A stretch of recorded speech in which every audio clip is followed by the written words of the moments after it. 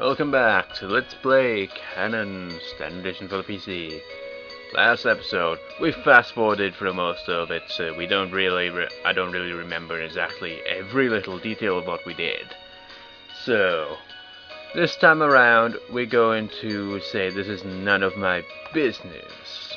I see, well, don't you forget to give it back. This is about the money that she took and did not give back.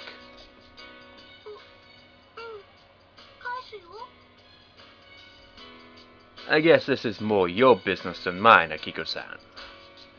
With a pointed look at Makoto showing precisely how honest I believe she's being, I sit back down. As usual, I don't quite know what that means, but I don't have any real option but to defer to the head of the household. I resume eating, trying not to look as discouraged as I feel.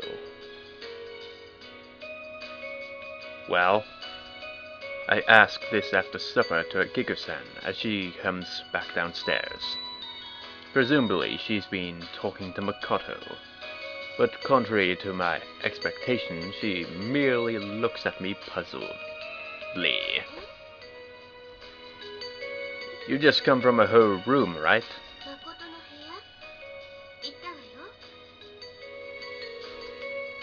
So, how was it? They are? You were just changing the sheets? Weren't you going to have a word with Makoto?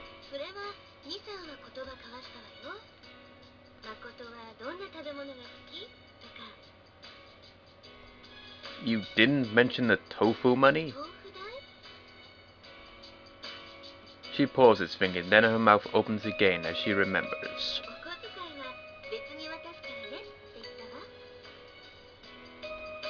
I see. So Akiko thinks that Makoto couldn't buy tofu because she hadn't given her any pocket money? She seems to believe that theft was a perfectly natural response to the situation. Very Akiko. I can see now how she managed to bring Naoki up to be so carefree. So this hasn't taught Makoto a thing. Thinking of the pranks I have to put up with every night, my heart sinks.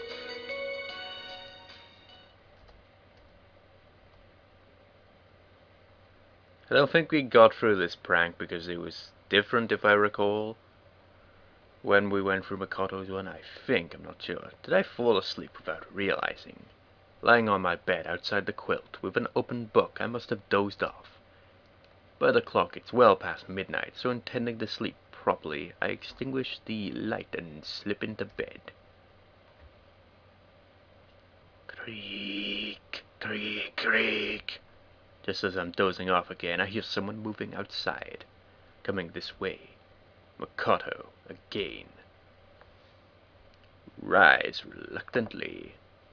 I rouse myself reluctantly, heave myself out of bed and stand alert in the darkness. Click, creak. As my door opens and Makoto slips in, I turn on the light. What do you want?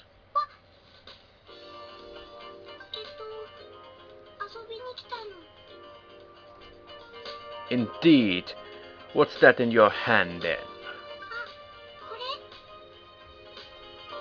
She lifts her little pair of scissors to her face and blinks at them.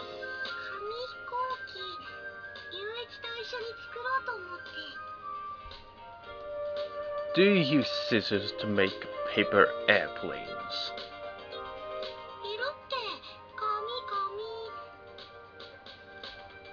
She begins to potter around my room in search of it.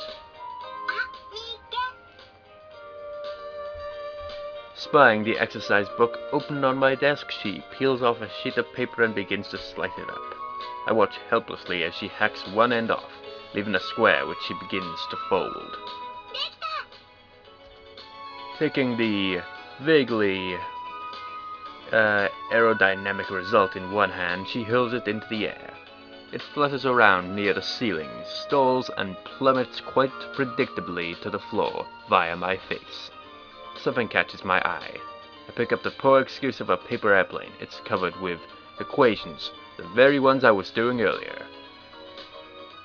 What the? I'm supposed to be handing these in tomorrow.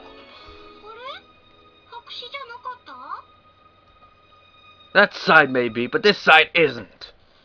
And your hands covered in ink where it's rubbed off on you.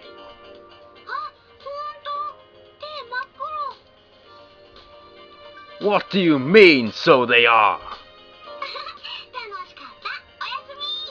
You son of a bitch. She disappears before my wrath.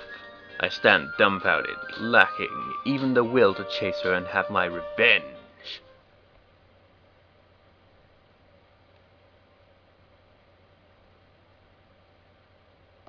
I think we'll just forward. Forward! Get to the jam incident. Okay, this time we're going to get the hell out of there. I'd better go too. I've never known Naoki to leave before me. Something must be wrong. Just a moment. I shove the remainder of my toast into my mouth and wash it down with rapidly cooling coffee. She appears to be genuinely impressed. Alright, I'm off. I'm not sticking around for the jam of death now, am I? She looks slightly disappointed as she bids me farewell. I can't begin to guess why, mind you.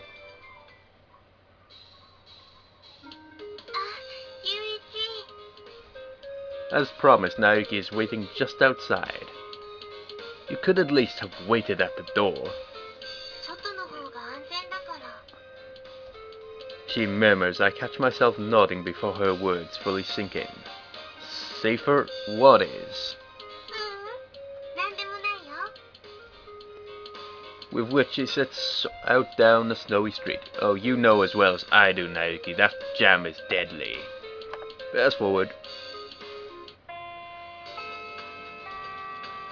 Okay, this one we didn't... we skipped this one as well before, so if you're paying, I guess we could. Well, I'm sure we can come to an agreement. I can't remember, what was it exactly? I'll do it if you buy me lunch.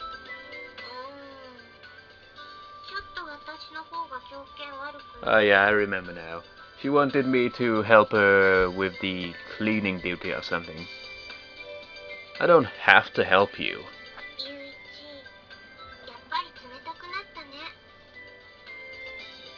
I'm just being how I've always been. We notice every main protagonist in a key game seems to be a bit of a douche. Well, I don't really remember how I've always been, but...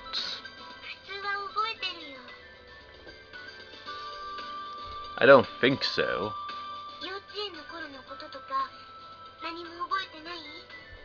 How can I possibly remember that? Of course I can't remember much. But there are memories, but only of things from very, very long ago. So why can't I remember? Eh? No, this reminds me so much of the scene in Clannad. It was that purple-haired girl. She was like, I'll buy you lunch if you look after my pet, and it just seems like mirror image of this very scene. Kind of, only Naoki's more friendly though. Right.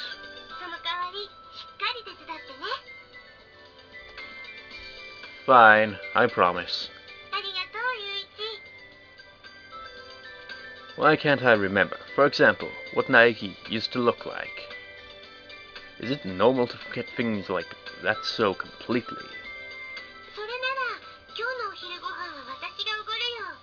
Oh, please get me something to eat, Naoki. I'm starving right now. I'm not even joking, viewers. I am starving. I'm very, very warm. That's summer for you, I guess. See you next time, viewers.